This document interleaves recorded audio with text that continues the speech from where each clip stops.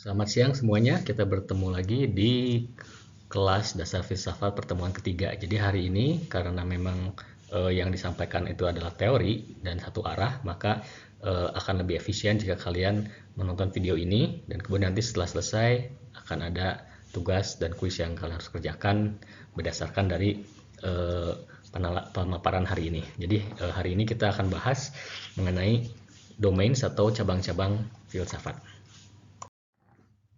Jadi dalam filsafat itu meskipun tidak ajak ya bahwa cuma 4 ini, tapi dapat diakui bahwa ada 4 cabang utama dalam filsafat, yaitu metafisik, epistemologi, aksiologi, dan logika atau logic. Kita akan lihat satu persatu apa arti dari masing-masing cabang ini. Oke, cabang pertama adalah logic atau logika. Jadi logika ini dapat dikatakan adalah salah satu atau eh, cabang filsafat yang paling fundamental. Karena pertanyaan apapun yang kita ajukan dalam sebuah eksperimen filsafat itu harus menggunakan logika. Jadi kalau tidak logis pertanyaannya, maka itu bukan pertanyaan filsafat. Oleh sebab itu, mengacu pada jenis pertanyaan apapun yang nanti kamu ajukan, itu pasti semuanya sudah menggunakan logik. Ya, jadi nanti ketika ada tugas kalian memasukkan eh, pertanyaan ini tuh masuknya kemana ya. Nah, kalau yang logik itu sudah tidak perlu disebutkan karena memang pasti semuanya itu ada terkait dengan logik ini. Ya, jadi makanya disebut dengan cabang filsafat yang paling fundamental. Dan tujuan dari logika atau apa yang disebut dengan logika itu adalah sebuah cara berpikir. Dari cara berpikir yang kemudian bisa membuat kita menarik kesimpulan yang sesuai dengan bukti-bukti yang kita dapatkan dan juga lewat penalaran-penalaran yang kita lakukan.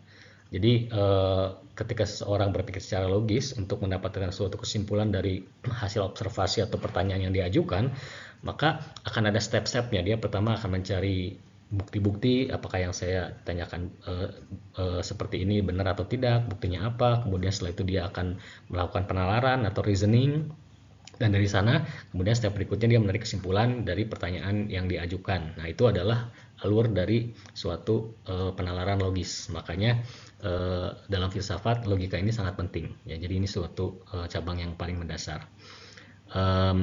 Dan cabang logika ini memiliki dua jenis, yaitu deduktif dan induktif reasoning atau penalaran deduktif dan penalaran induktif yang mungkin kalian pernah dapat juga di SMA dulu.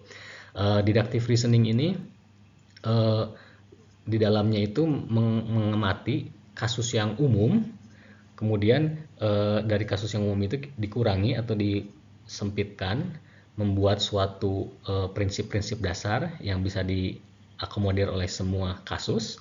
Kemudian setelah mendapatkan prinsip ini diaplikasikan kepada suatu kasus-kasus yang spesifik. Nanti kita akan lihat contohnya.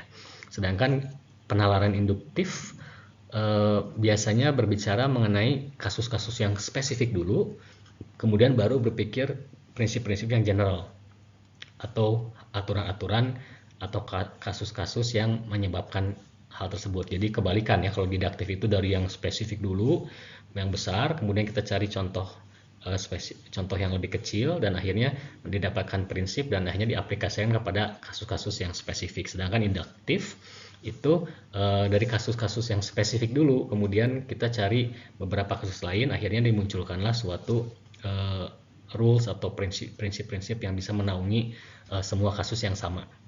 Kita lihat contohnya supaya lebih jelas.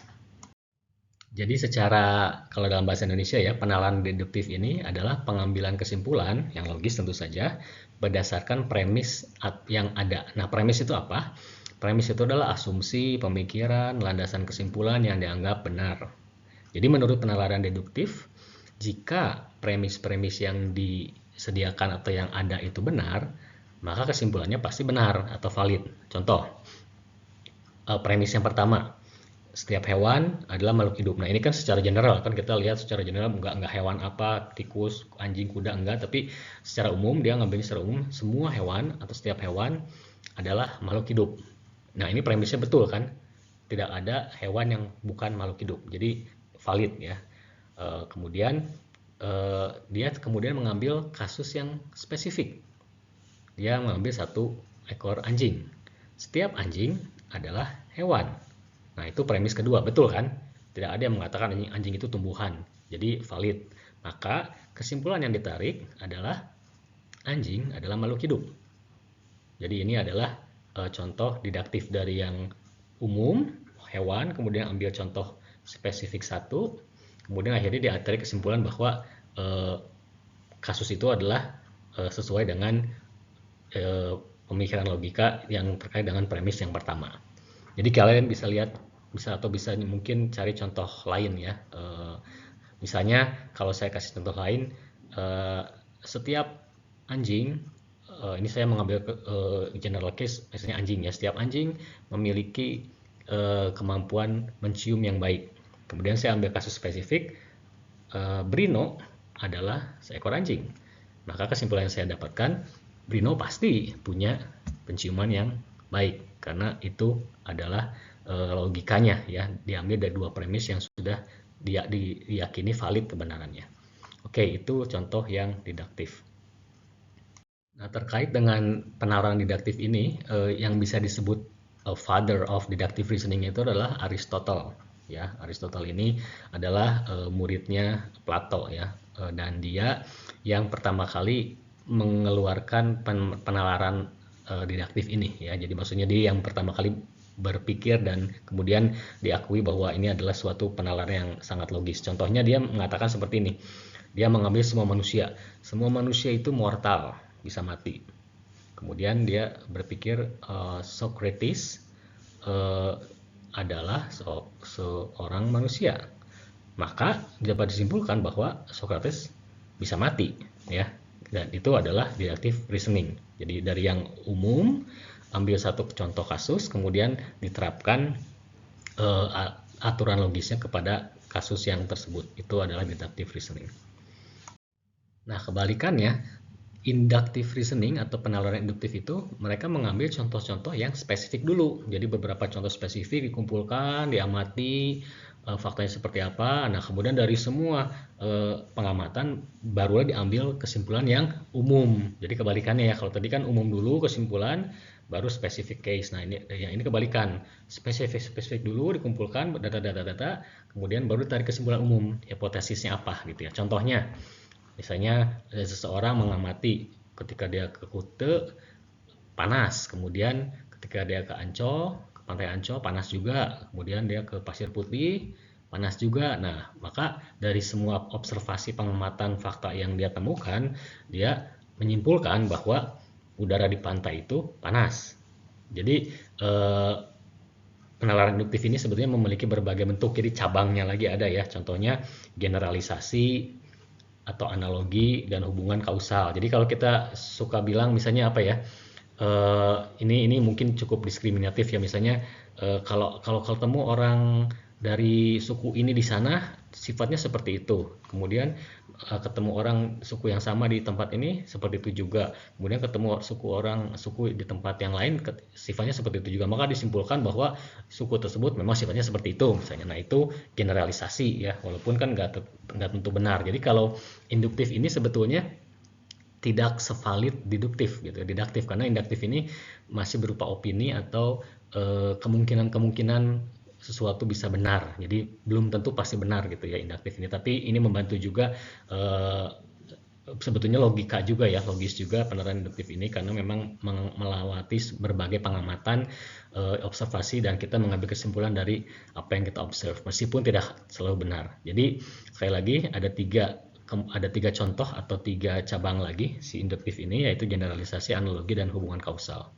Dan contohnya mungkin supaya jelas ya, kalau kita secara logika itu menggeneralisasi sesuatu, contohnya adalah misalnya kita bilang manusia butuh makanan, kemudian kita mengamati lagi, oh ternyata tumbuhan juga butuh makanan, terus gitu lihat binatang, oh hewan juga butuh makanan.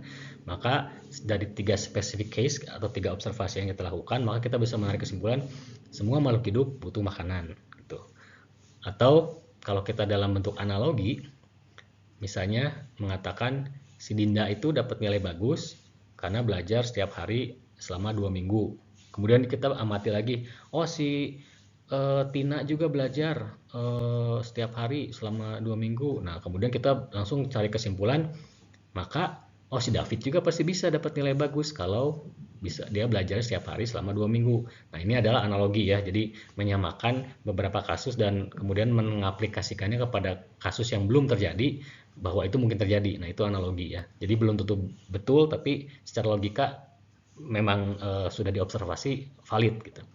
Kemudian yang hubungan kausal, ketika gue gak tutup kaleng gula dengan rapat, semut datang dan mengerubuti. Maka kesimpulannya gula menarik semut. Nah, itu hubungan sebab akibat ya.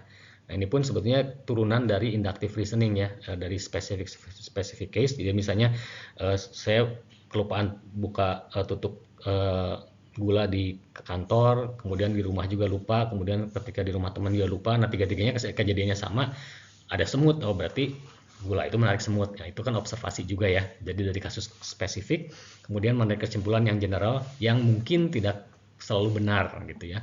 Jadi itu 3 turunan dari inductive reasoning. Jadi jelas ya bedanya ya. Oke, kita lanjutkan. Nah, kalau tadi the father of deductive reasoning itu adalah Aristotle, maka the father of inductive reasoning itu adalah seorang filsuf dari Inggris bernama Francis Bacon.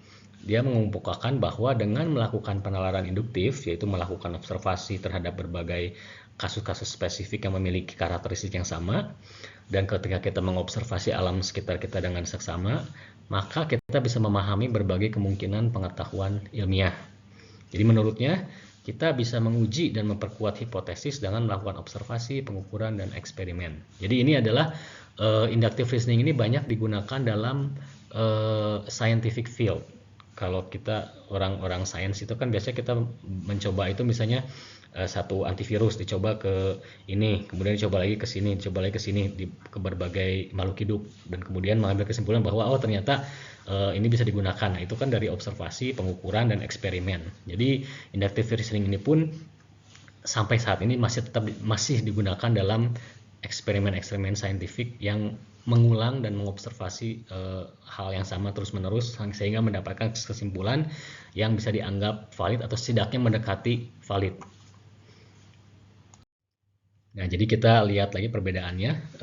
Didaktif berangkat dari premis yang sangat umum, kesimpulan yang spesifik, sedangkan induktif mulai dari premis-premis yang kecil, observasi-observasi yang kita lakukan, dan kemudian kita menarik kesimpulan dari observasi yang kita lakukan, atau disebut generalisasi juga.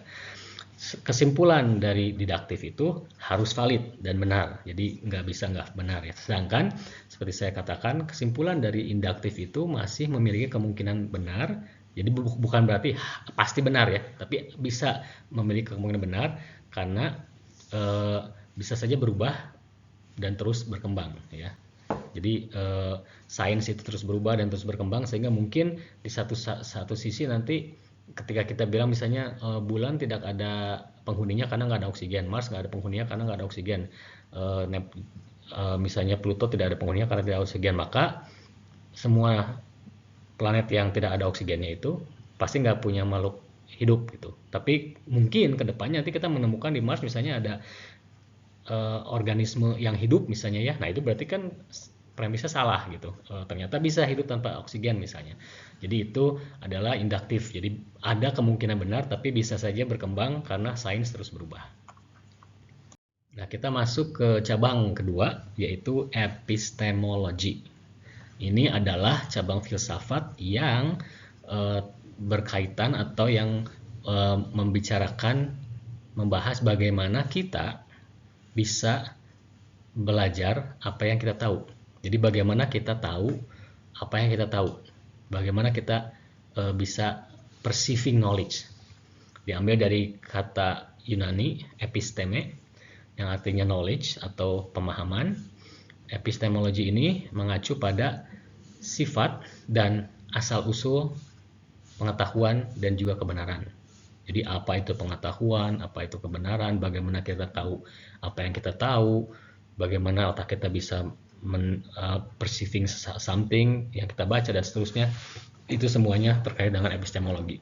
Dan epistemologi ini mengajukan suatu usulan atau kesimpulan bahwa katanya ada 4 dasar dari bagaimana kita bisa mengetahui sesuatu.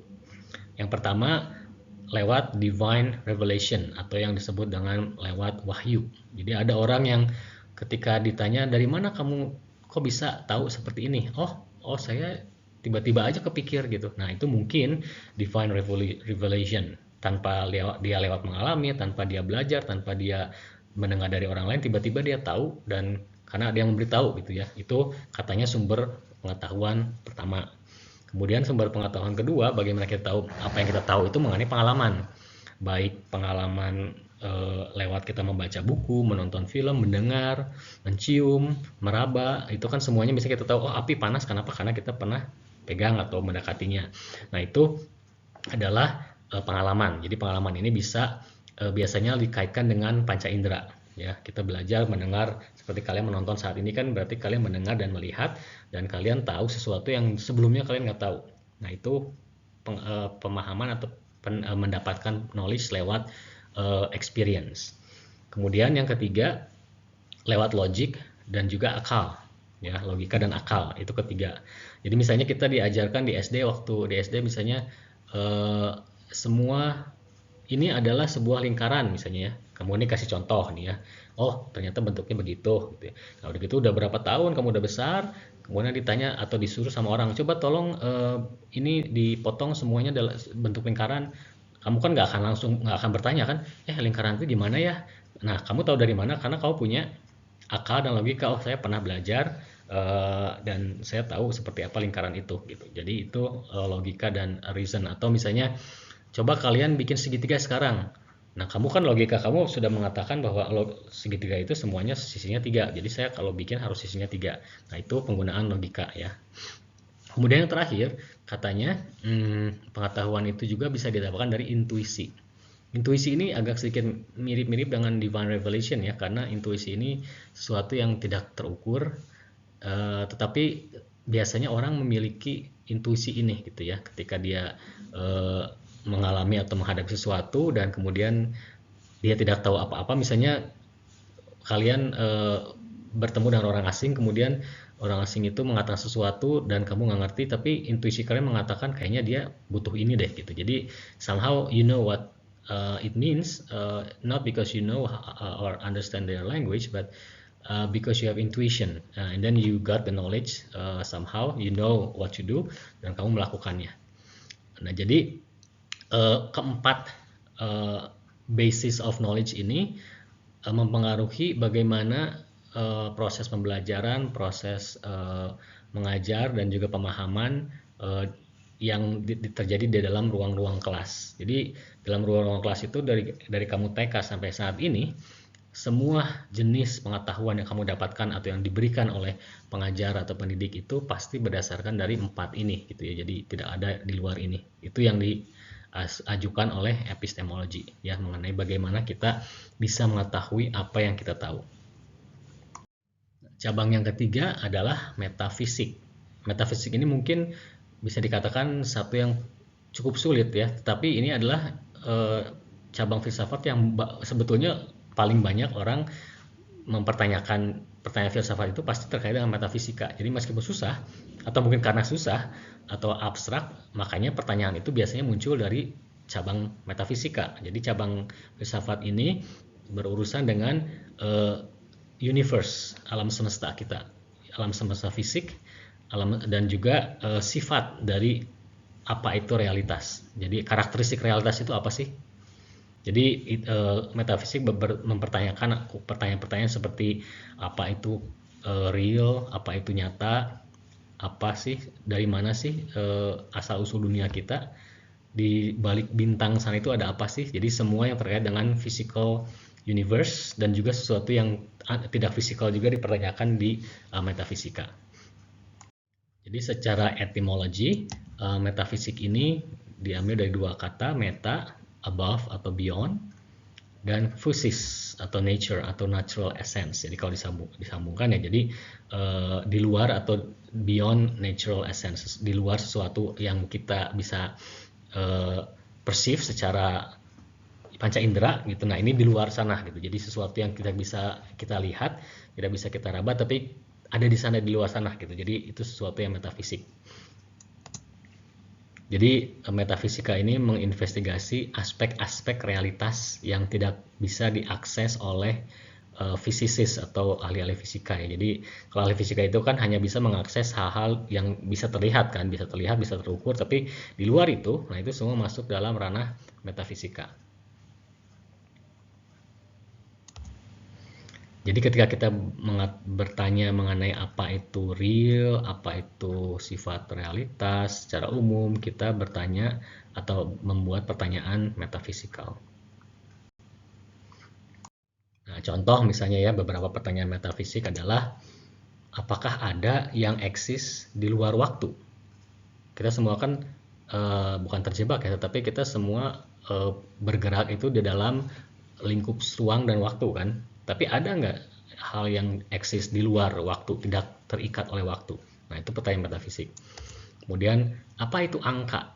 Simpel kan pertanyaannya, kita tahu angka 1, 2, 3 dan seterusnya, tapi ketika bertanya apa itu angka, maka itu bertanya mengenai realitas angka tersebut, sifat dari angka tersebut. Apa sih angka itu? Nah, itu metafisika juga. Dan ketika kita bertanya apa yang kita maksud ketika kita mengatakan sesuatu itu nyata, itu pun pertanyaan metafisik. Dan cabang yang keempat atau yang terakhir adalah aksiologi. Ini adalah cabang filsafat yang paling bisa disebut paling praktis ya, paling mendekati atau paling dekat dengan panca indera kita. Jadi ini pokoknya kalau kalian bertanya atau memiliki pertanyaan yang terkait dengan prinsip-prinsip, nilai-nilai, norma-norma, nah itu semua masuk ke dalam aksiologi. Dan aksiologi ini atau values, nilai-nilai ini dibagi dalam dua jenis. Yang pertama etika dan yang kedua estetika. Nah, ini dua hal yang mungkin kalian bisa hadapi atau kalian setiap hari mungkin ya hadapi, etika dan estetika ini. Jadi etika estetika itu adalah cabang dari aksiologi turunannya. Etika ini urusannya dengan mempertanyakan hal-hal yang terkait dengan moral dan juga nilai-nilai personal. Sedangkan estetika itu mengamati atau examination apa itu yang indah, apa itu yang nikmat, apa itu yang enak. Nah, itu semuanya terkait dengan estetika. Kita lihat dulu yang pertama etika ya. Etika ini cabang filsafat yang berurusan dengan sifat dari realitas moral. Dari kata ethikos, concern with characters, dan ethos, custom atau habit. Jadi ada dua sumber ya. Moral claims are normative claims about the way things ought to be. Jadi kalau kita bicara mengenai moral, moral itu bukan sesuatu yang valid atau yang pasti universal gitu ya, bisa diterapkan di mana-mana, tapi normatif. Sifatnya itu normatif berarti bukan apa ya, mungkin tidak bisa diaplikasikan ke semua orang di dunia karena mungkin memiliki nilai-nilai norma moral yang berbeda. Walaupun ada juga yang universal, misalnya manusia tidak boleh membunuh manusia lain. Nah, itu kan sebetulnya secara universal dapat diterima ya, normatif. Tapi dalam perang itu kasus lain lagi, bahkan harus membunuh, kalau enggak kita dibunuh gitu. Jadi tetap ada pengecualiannya gitu ya ketika kita mengatakan sesuatu itu normatif itu. Jadi etika ini kenapa saya katakan praktikal, karena pemahaman etika atau pertanyaan etika itu akan menentukan atau membuat kita yakin tindakan apa yang kita boleh lakukan, tindakan mana yang kita harus lakukan secara tanggung jawab, mana yang tidak boleh kita lakukan sebagai makhluk hidup. Jadi itu semuanya urusan etika. Dulu ketika tidak ada negara, tidak ada society, manusia hidup sebagai binatang, itu nggak ada etika kan, terobosan asing. Tapi ketika manusia mulai membentuk komunitas, society, negara, maka dibutuhkan aturan-aturan normatif untuk menghindarkan diri dari hal-hal yang tidak diinginkan. Contohnya ya ini, misalnya bagaimana kita harus menghadapi kasus ini, apa yang harus saya lakukan, apakah ini wajib atau enggak. Nah, itu semua pertanyaan etika. Misalnya kalau apa kita harus bayar pajak, nah itu kan pertanyaan etika juga ya, karena berurusan dengan moral dan juga norma-norma yang harus dilakukan di sebuah negara. Ini beberapa contoh pertanyaan-pertanyaan berdasarkan etika. Misalnya, apa sih sifat dari baik itu, atau karakteristik dari baik itu apa sih? Nah, itu misalnya apa sih yang dimaksud dengan baik? Nah, itu karena baik itu moral ya, terkait dengan suatu value, maka ini adalah pertanyaan etika. Kemudian ketika bertanya, why should I do what is right? Kenapa saya harus melakukan apa yang benar? Nah, itu pertanyaan etika juga. Jadi mengenai kok saya harus melakukan ini sih? Kenapa gitu? Kemudian ketiga, do I have a duty to help others? Apakah saya punya tugas untuk atau harus membantu orang lain? Atau why shouldn't I just throw my rubbish in the street? Ini juga pertanyaan etis ya, karena ini kan sangat praktikal ya. Kenapa sih saya nggak boleh buang sampah di jalanan? Atau bagaimana saya harus hidup? Itu semua pertanyaan etika. Jadi terkait dengan norma-norma, values, terkait dengan praktek kita sebagai manusia harus seperti apa. Jadi setelah kita bahas 4 tadi, nah saya ingin sekarang membandingkan ya, bagaimana filsafat itu bertanya mengenai hal yang sama dibandingkan dengan bidang ilmu biologi yang juga mempertanyakan hal yang sama. Jadi ini sudah di luar konteks 4 cabang tersebut. Ini cuma contoh secara umum. Misalnya kita lihat sebuah pohon. Orang-orang biologi itu pasti akan bertanyanya itu atau melihat pohon itu sebagai misalnya bagian-bagian pohon apa aja ya, muatan kimiawi dari pohon itu apa ya. Kemudian mereka juga akan belajar proses fotosintesis seperti apa, jenis pohon ada apa aja. Nah, itu semuanya pertanyaan-pertanyaan yang dari biologi. Tapi kalau sebagai filsuf, kita lihat pohon, maka pertanyaannya mungkin apa sih esensi dari sebuah pohon? Dan apakah sebuah pohon itu harus kita lihat sehingga dia eksis? Misalnya ya, kalau kamu sekarang saya tanya, apakah di luar sana ada pohon? Kamu bilang iya, buktinya apa gitu? Kamu kan nggak lihat. Jadi apakah sebuah pohon itu harus bisa eksis ketika kita lihat? Oh, itu ada, saya lihat dengan mata sendiri ada pohon. Tapi kalau sekarang saya diam saja tanpa melihat, kamu yakin nggak di luar sana ada pohon dua buah gitu? Nah, itu kan kita nggak lihat, apakah kita bisa yakin ada pohon? Kemudian yang ketiga, can one tell for sure a tree in forest exists without perceiving it? Tadi seperti saya sudah bilang ya. Kemudian kalau sebuah pohon jatuh tumbang di Pulau Kalimantan ya, yang kita jauh dari sini, apakah akan membuat suara?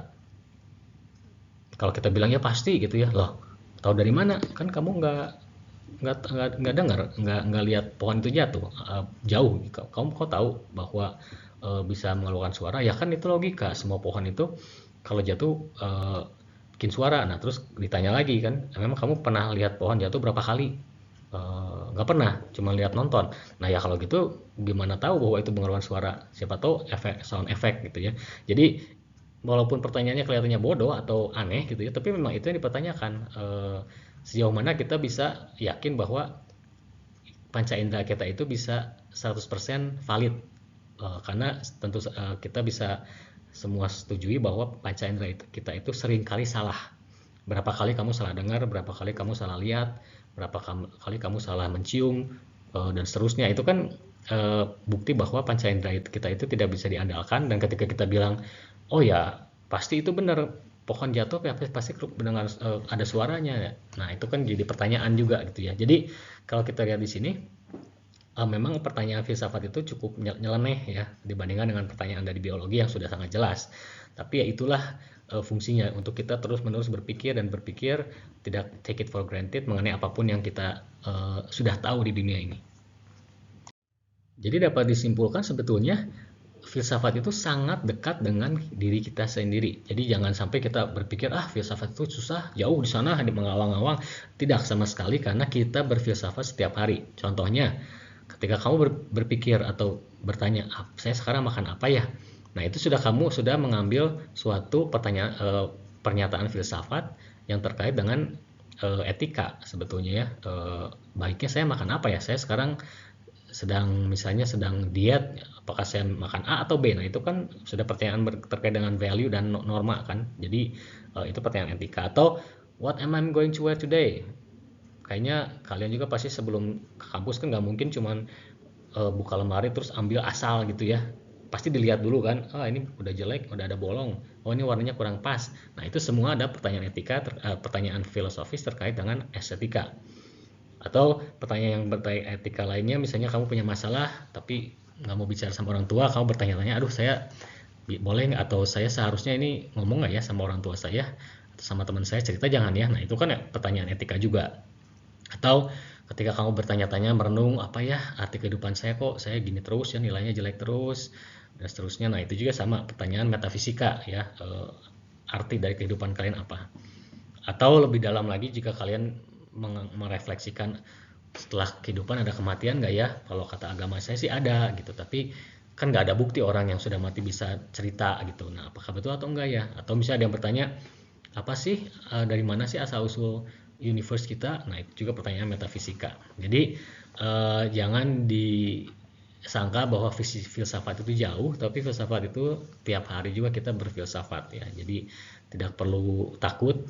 Yang penting sebetulnya seperti yang sudah disampaikan di pertemuan pertama, itu filsafat itu mengenai mencari pertanyaan, bukan mencari jawaban ya. Mencari pertanyaan dari apa yang kita sudah tahu atau kita beritahu, misalnya ini doh A misalnya. Nah kita jangan terima, tapi kita mencari pertanyaan, menggali terus sampai setidaknya kita mendekati kebenaran atau sesuatu yang benar atau valid itu.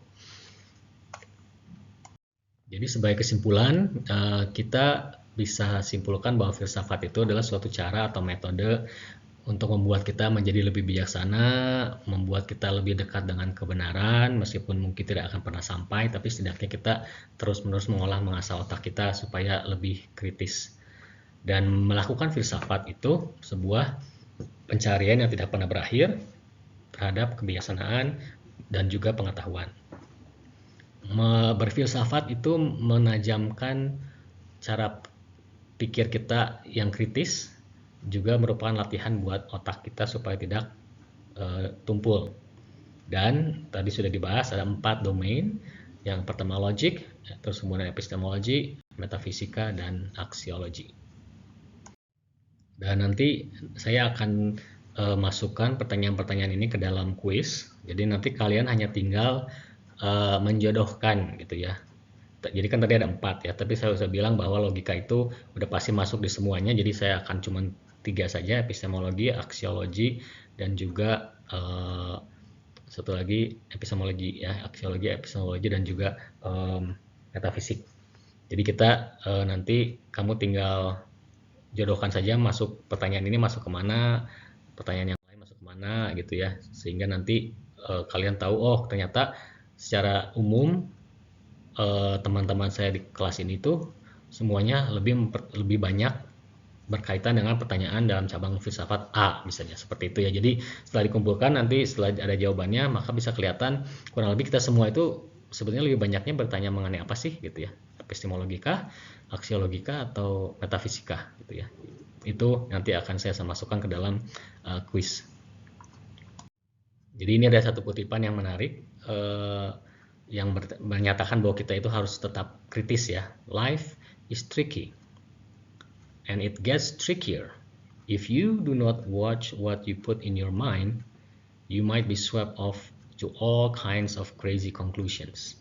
Jadi intinya kita harus belajar memilah-milah apa yang kita masukkan ke dalam otak kita. Makanya perlu filsafat, karena dengan filsafat kita bisa menyaring ya, dengan membuat pertanyaan, menyaring dan membuang hal-hal yang memang tidak logis atau tidak masuk akal atau yang tidak normatif gitu ya. Karena kalau enggak, maka ya akan banyak sekali ada kesimpulan-kesimpulan crazy ya yang akan kita dapatkan. Oke, dan akhirnya kita sampai pada tugas yang kalian bisa lakukan hari ini, yaitu ada 3. Jadi pertama, silakan masuk ke morning kalian. Kemudian di pertemuan ketiga itu ada yang disebut philosophical forum, kamu klik di sana. Kemudian nanti di sana ada pertanyaan yang terkait dengan branches of philosophy. Jadi dari 4 branches of philosophy, menurut Anda mana yang paling dekat dengan kehidupan Anda? Dalam kata lain, pertanyaan-pertanyaan filsafat seperti apa yang sering kali muncul dalam kehidupan sehari-hari Anda? Nah itu pertanyaan pertama. Jadi kalian semua nanti klik forum, terus nanti kalian ketik aja. Jadi kalau forum itu kan sebenarnya lebih kayak tiktokan gitu ya, ngomong ada yang satu komentar ini nanti satu komentar itu. Jadi silakan bebas saja ditulis di sana dengan berdasarkan pertanyaan ini.